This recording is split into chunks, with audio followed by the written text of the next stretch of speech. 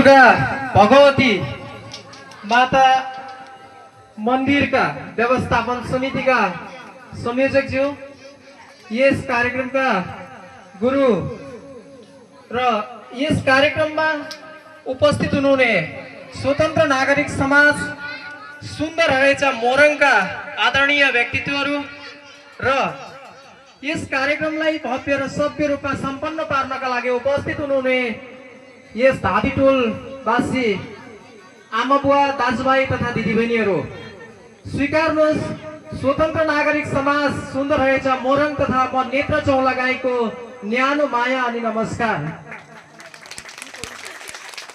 हामी वास्तवमै 21औं शताब्दीमा छौं, तर धर्म बेचिएको देशमा छौं।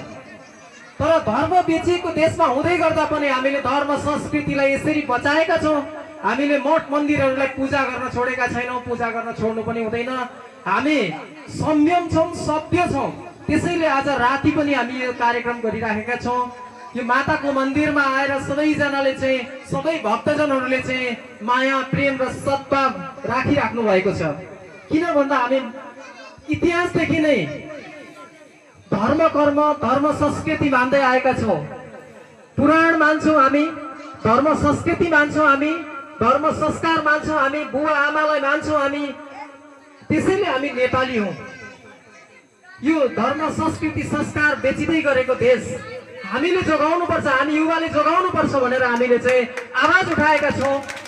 अब तपाईहरुले पनि हामीलाई साथ दिनुहुन्छ भनेर आशा भरोसा र विश्वास पनि गरेका छौं। स्वतन्त्र नागरिक समाज किन जन्मियो त? स्वतन्त्र नागरिक समाज केका लागि सुन्दर रहेछमा छ र स्वतन्त्र नागरिक समाज सुन्दर रहेछ अथवा मोरङ जिल्लाभरि केका लागि दर्ता भएर सञ्चालन हुँदैछ भन्ने कुरा थोरै तपाईहरुलाई चाहिँ जानकारी गराउन चाहन्छु। जब आवाज विहीनहरूको आवाज बुलन्द गर्नका लागि स्वतन्त्र नागरिक समाज जन्मिएको छ।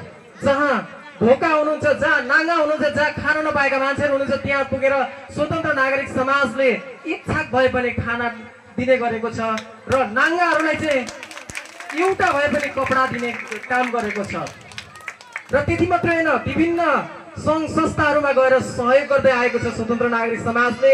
हिजो मात्रै सुन्दरहेचा नगरपालिका वडा नम्बर 7 मा रहेको गच्छा चौकीमा हामीले पर्दा वितरण गरेका छौं।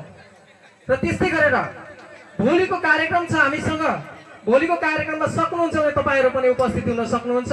हामीले एउटा सानो कार्यक्रम राखेका छौं जहाँ चाहिँ डस्टबिन वितरण गर्दै छौं। त्यो एउटा चाहिँ हामीले सन्देशमूलक कार्यक्रम राखेका छौं।